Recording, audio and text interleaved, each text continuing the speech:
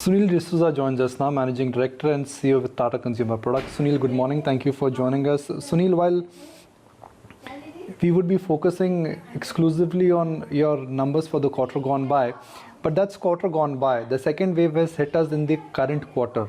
So why don't we start with your understanding of the second wave, how this has impacted your supply chain, demand, restocking, and other factors? So thanks, Nikunj. I think overall, before I get into the second wave, overall, we're very pleased with the numbers that we've delivered for the year. 20% top line, 20%, 24% PBT, and 100% group net. For the quarter, very strong top line and very strong group net. Yes, there is a bit of pressures, and I can talk through it at some point. Very easily explainable. That's why we remain very bullish on the future. Coming specifically to the second wave, I think we are seeing the impact, I would say, across three pieces. Number one, if I take markets, I think in the first wave, we had seen impacts mostly in large metros and a little bit in tier one, tier two. I think now we are seeing it go down to the countryside and rural. That is a bit worrying. The impact is broader. Number two is, if I take from a portfolio perspective, I don't see any difference between the first and the second. In fact, we are much more resilient. We are, as a company, we've learned from the first wave, and therefore, from a portfolio perspective, supply chains, etc., we are much more robust. The one thing is the impact on people. I think for us, safety first, people first. So we've already gone to a work from home, but we are seeing a larger impact across the supply chain, whether it is logistics, transportation, etc. That is something we are keeping an eye on, literally minute by minute, to make sure that we are rising to the occasion to people. We do see that. From a trade perspective, we see the same thing that we saw the first time around. Modern trade, footfalls dropping dramatically, e-commerce rising rapidly, and general trade. At this time, the difference is because there's no national lockdown and there is timing differences or timing restrictions, kiranas are still rising to the occasion, and kirana business, I think, will jump, but supply to them in those designated time frames is turning out to be an issue. Overall, we feel quite confident given the new distribution system that we've laid out, given the fact that we've learned from the first wave, given the fact that we've strengthened our supply chains, and of course, taking care of people. On the people front, apart from everything that the Tata Group is doing, we have also gone out and sent a clear message across the front line. We've provided insurance, COVID Kavach to the entire front line. On top of that, we're paying for vaccinations for whoever is eligible across, be it our own employees, partners, and across the chain.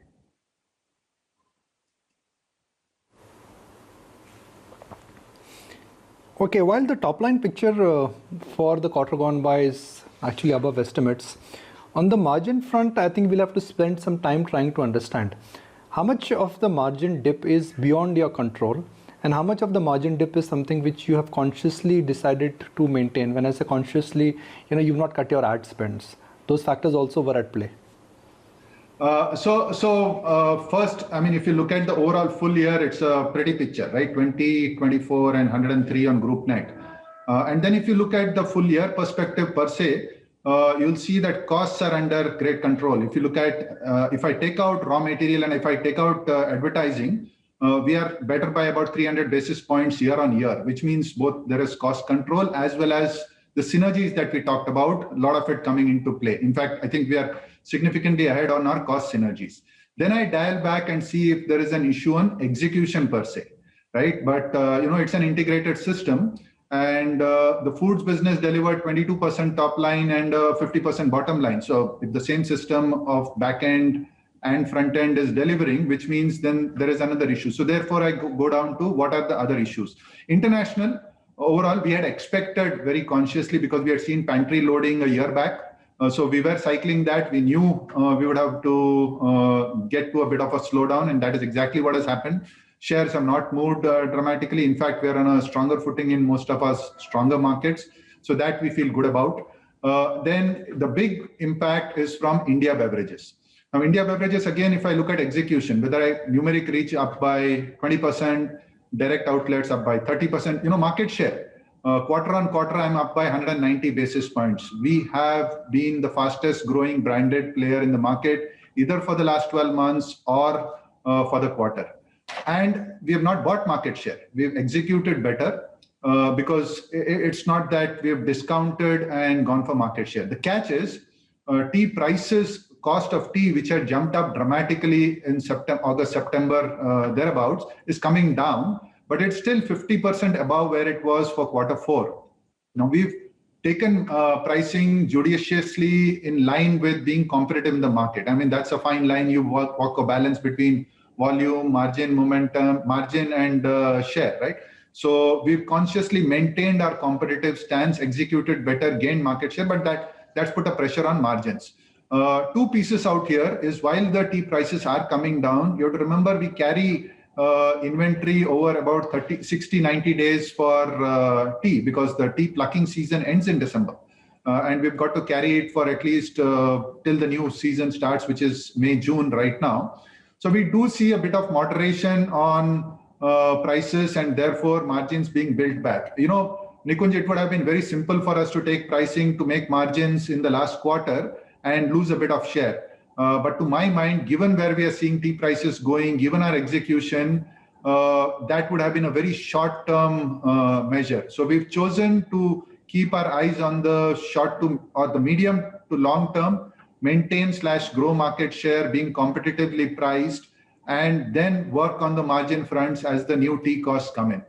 All in all, even the other measures, if you look at it, whether it is cash flow, where we've converted more than 100% of EBITDA into cash, inventory number of days from 59 days last year now down to 42. So overall, across the base, execution parameters very strong. I would say it is primarily India tea prices, and it's a conscious decision to hold share and maintain momentum and wait for the tea pricing to moderate. Now, just as a perspective, if tea prices don't moderate, we will be again taking judicious price increase. By FY22, margins should be back to where they should have been.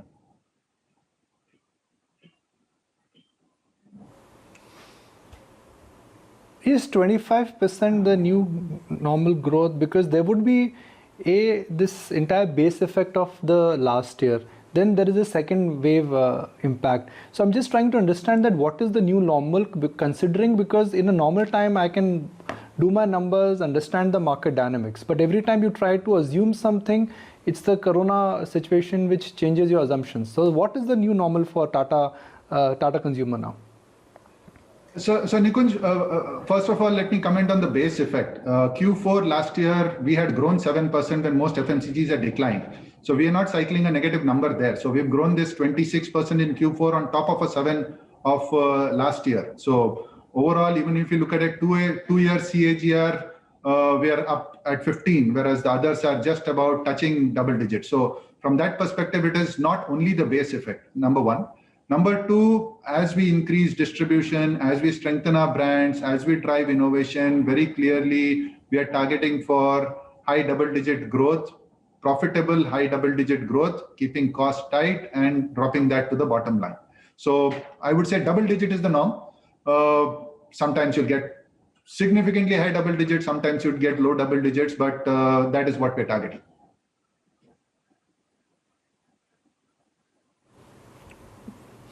If tea prices, they come down, you've gained market share already. What happens in that situation? That's a very sweet spot to be in, excepting Nikunj, when tea prices come down, I would dare say that there will be a tempering of prices also. Again, it's a balance, but I would say margin should come back to the 30-35% sort of number very quickly.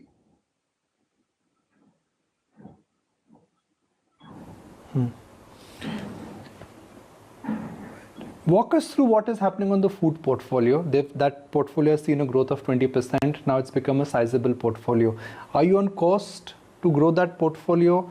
What is the update there? Because even in agri commodities also, apart from tea, prices of pulses, prices of seeds, everything has gone through the roof.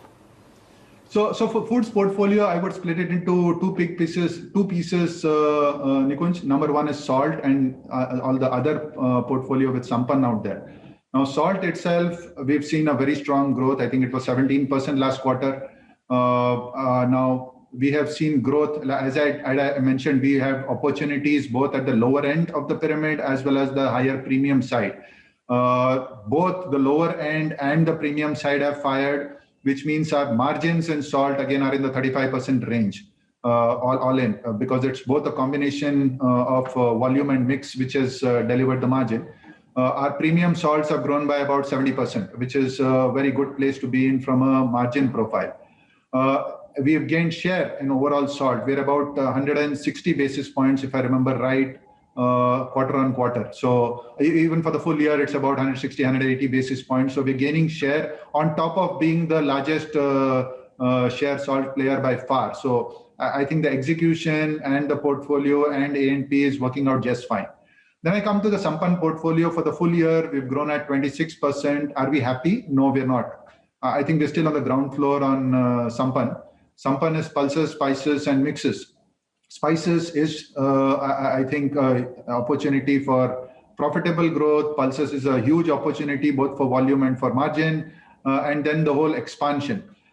We've started our new launches per se. Over the quarter, we've launched a bunch of stuff, including mixes like ragi, idli, dosa, etc. We've launched haldi doodh.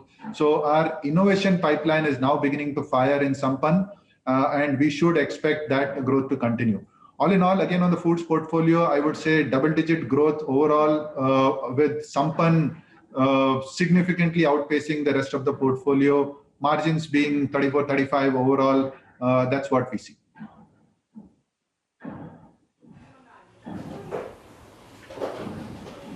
Can you give us a sense that incrementally, now that you're adding new businesses, how much the new high margin business addition would be there incrementally every year, which is just for the benefit of our viewers? I'm trying to understand that you had a legacy portfolio which was centered around tea. That portfolio has changed completely and you're migrating into different categories. That's the new growth portfolio. As percentage of your total sales, how much will the new portfolio start contributing every year? Let me just say, Nikunj, we see opportunities both in the existing portfolio as we move beyond just commodities and premiumize the portfolio, whether it is tea, whether we're ramping up coffee, which is again a high margin business, or salt, like I said, the premium salts growing by 60, 70, 80%. We see opportunity for margin improvement there. But as we move into new portfolios, obviously we are trying to move up the value chain. We are trying to get into higher gross margin categories. Soulful is an example for that. Soulful is in the 40 to 50% margin profile. So yeah, you'd see. If I have to just put a number, I would say right now you'd probably see a 2/3, 1/3 ratio. 2/3 still being from the base business, 1/3 from new businesses. But as we keep adding new businesses, I would say that percentage of the mix continuing to grow on the total margin profile. Is the 1/3 business, which is the new business, higher margin business, and the 2/3 business, is that the turn for your company? So 1/3 extra margin from new businesses, 2/3 of the new extra margin coming from legacy businesses. That's ballpark number. But like I said, that 1/3 will continue to grow as we look at both organic and inorganic opportunities. Organically, we're expanding the portfolio. I detailed some of the launches that we've done in Sampann. We're ramping up coffee. We've launched multiple other products in tea. We've launched a D2C system with coffee and 1868 by Tata Tea. And in the inorganic spaces, we're juggling with about 3 to 4 opportunities as we speak. And as I've mentioned earlier, as long as they pass both our strategic and financial filters, we don't see an issue. Nikunj, we're debt free. We're sitting with about 3,500 crores of cash. So there is no reason for us not to go aggressive, providing we see both a strategic and financial opportunity. 3,000 crore is a lot of cash. Would you conserve it, or like some other Tata Group companies like TCS, which have a lot of cash, do a buyback? So Nikunj, let me just say that we are a company primed for growth. We are looking for growth. As I said, we are looking at multiple opportunities. We've just raised dividend. Our dividend percentage is about 50% higher than where it was last year. So there is a bit of cash going out to shareholders, but we do see opportunities on the table. And if there are opportunities, we would be quick to seize them.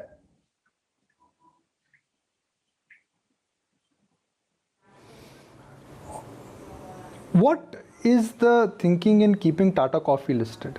It's a subsidiary of Tata Consumer, one coffee company listed while the main engine is Tata Consumer. Strategically, maybe not this year, maybe not the next quarter, long term, do you want to keep Tata Coffee listed? So, Nikunj, let me just say we're looking at all different structural and strategic options available to make sure that we are creating a value accretive business in Tata Consumer. I would just leave it at that. Are you saying you're considering it, or are you saying it's a big no? I'm saying all options are on the table. It depends on whether it creates value, how does it create value? If so, yes. If not, then what are the other options? So everything's on the table.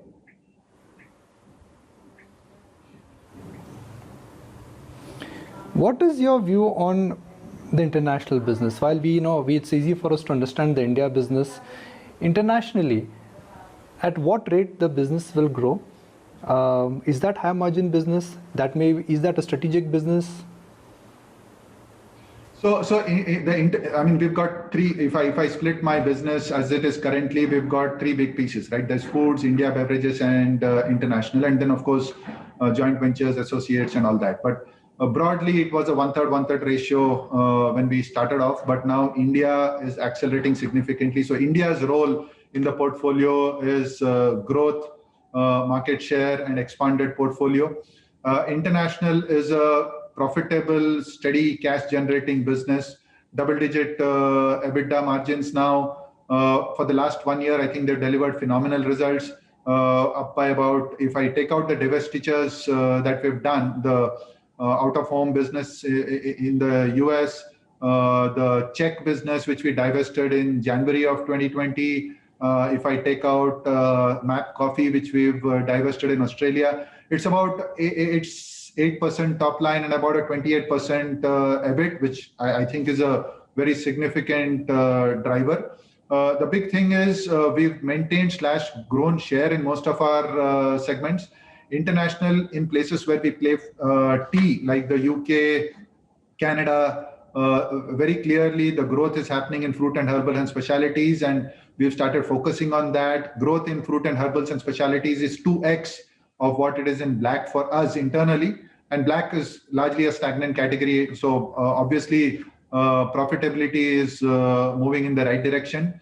Over the last 1 year, we've divested non-strategic businesses, like I mentioned, Empirical in the US and MAP in Australia. As of today, Poland, we changed the business model.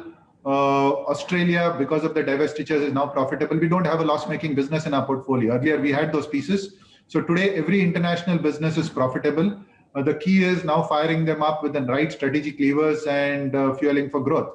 Will the growth be as much as India? No. But again, remember, it's a profitable growth, good cash flow. That's where we are.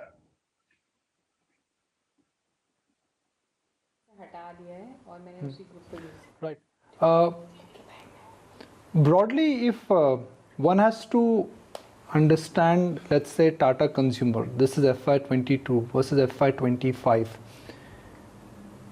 What will be the big change? While you're committed to grow brands, while you're committed to add into new product line, is there a large category which you are likely to add, which currently is not there in your stable? For example, food, pulses, salt.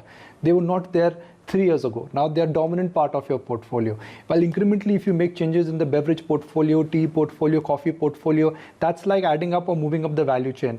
Are you looking at a significant addition to your existing portfolio?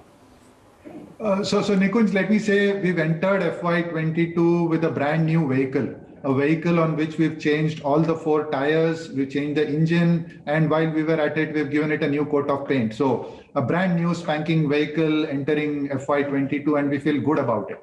Now, as we go forward, you're absolutely right, we need to expand portfolio, and that is one of the big strategic plays that you will see from Tata Consumer. As we do this, we've distilled the entire, we want to become a large FMCG company, but one step at a time, a larger F&B company, stronger F&B company with very strong footing, and then into the larger FMCG space. In the F&B space, we've distilled the entire opportunity available. We looked at about 30 different categories, which had scale of about 5,000 crores plus. And we've narrowed it down to 4 distinct platforms, not categories, 4 distinct platforms that we will play in. And now we are focused on that. Some of it we will do organically, some of that we will do inorganically. For example, Soulful was a very clear play that we saw because we saw huge opportunity in snacks, healthy snacks, mini meals, breakfast, where we didn't have a brand and we didn't have a product play. And therefore, we brought in Soulful because we liked their positioning, their brand, their pipeline for the future. And now we will be focused on expanding that through our entire network. You will start seeing similar plays going across. As I said, at any point of time, we are juggling around 3 to 4 different opportunities. Again, it's not only the strategic fit. I mean, strategic fit is fairly easy to look for, but as a company, we are extremely mindful of where we put our money. So we also look for very strong financial payback. So as long as things pass the muster, we would not be shy of going inorganic.